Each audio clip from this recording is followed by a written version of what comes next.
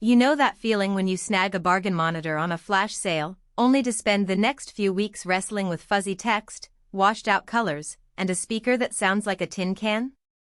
I've seen it happen a lot, especially when people try to stretch a cheap 27-inch panel into a professional setup and end up regretting the compromise. That's why I wanted to take a step back and see if the LG 40U990A actually lives up to the hype, or if it's just another expensive gamble that looks good on paper. Link is in the description if you want to check the product details on Amazon.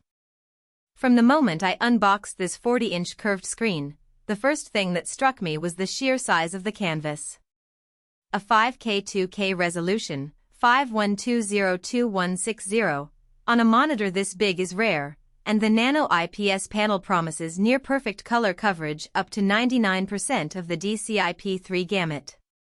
For anyone whose day is spent shifting layers in Photoshop, grading video in DaVinci Resolve, or scrolling through massive spreadsheets, that extra pixel real estate can actually change how you work. You can see fine detail in a raw photograph without having to zoom, and timelines feel less cramped when you have a wider field of view. But the real question for most buyers isn't just how many pixels. It's, will this thing fit into my workflow without turning into a money sink? The monitor ships with Thunderbolt 5, HDMI 2.1, and DisplayPort 2.1, so you can connect a laptop, a gaming console, or a high-end workstation with a single cable and get both video and up to 90 W of power delivery.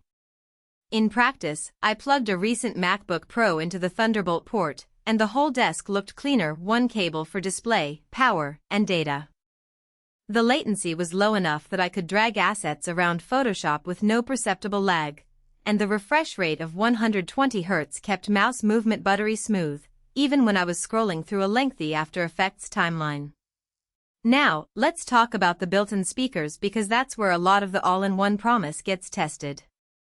LG lists a built-in speaker system, but it's really a modest two-way setup designed for casual media consumption, not a replacement for dedicated desktop speakers.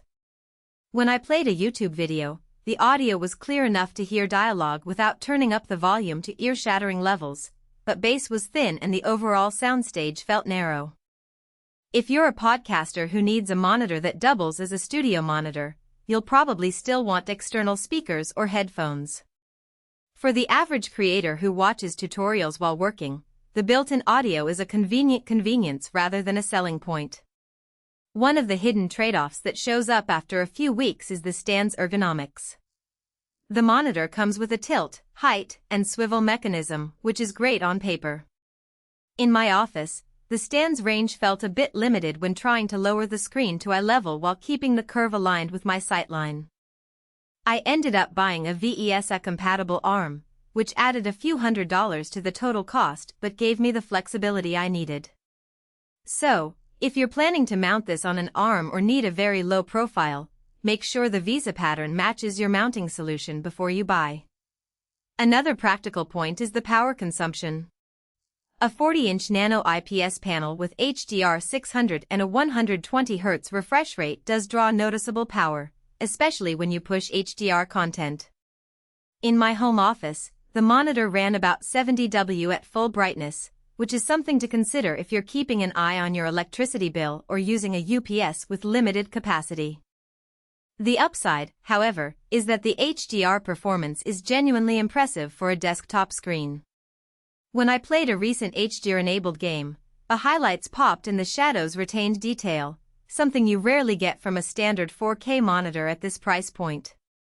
Speaking of price, the LG Ultrafine evo sits in the premium bracket. It's not a bargain, but it also isn't the most expensive 5K2K option on the market. With a rating of 3.8 out of 5 stars from over 800 reviewers, the consensus seems to be that the monitor delivers on its visual promises but falls short on the convenience features some expect at this price. Buyers who prioritize color accuracy and resolution for design work, video editing, or high-detail programming will find the value in the sheer pixel density and the wide color gamut. Those who are primarily gamers looking for ultra-low input lag might be better served by a dedicated gaming monitor with a faster response time, even if it means stepping down to 1440p. If you're a photographer who needs a reference monitor that can display almost the entire DCI-P3 space without a separate color calibration device, the Nano IPS panel is already a solid foundation. Pair it with a hardware calibrator, and you'll have a screen that rivals many professional reference displays. On the flip side, if you're a budget-conscious student who just needs a larger screen for coursework and occasional streaming, the $1,500+ price tag might feel excessive, especially when cheaper 4K